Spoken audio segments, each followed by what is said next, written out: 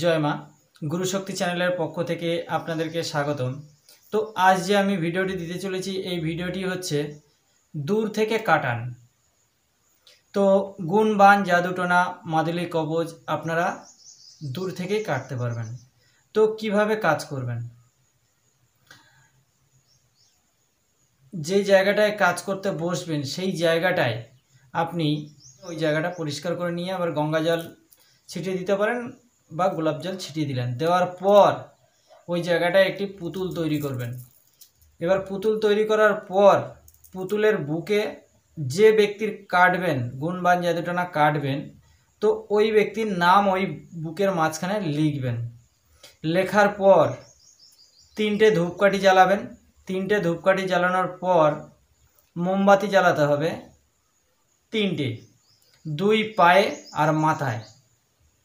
যে পুতুলটি তৈরি করবেন সেই পুতুলটির পায়ে 2 পায়ে 2টো মোমবাতি আর মাথায় 1টি মোমবাতি, মানে মাথার উপরে। তো 3টে মোমবাতি জ্বালিয়ে দিলেন। দেওয়ার পর আপনারা, আমি যে আজকে যে মন্ত্রটি দেব, এই মন্ত্রটি আপনারা কি করবেন,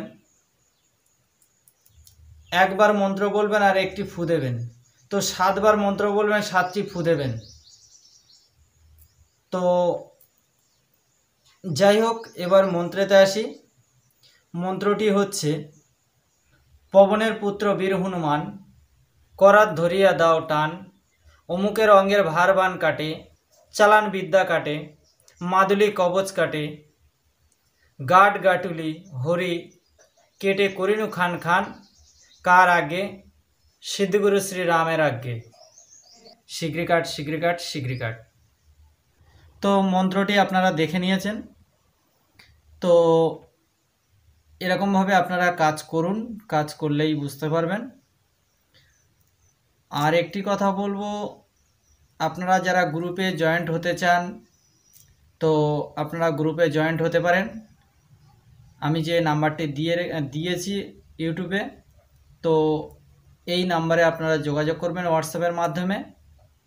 তো যোগাযোগ করলে আপনাদের গ্রুপে জয়েন করে নেওয়া হবে। তো ভিডিওটি যদি আপনাদের ভালো লেগে থাকে তো লাইক করবেন, শেয়ার করবেন এবং সাবস্ক্রাইব করবেন। তো ভালো থাকবেন, সুস্থ থাকবেন। জয় মা।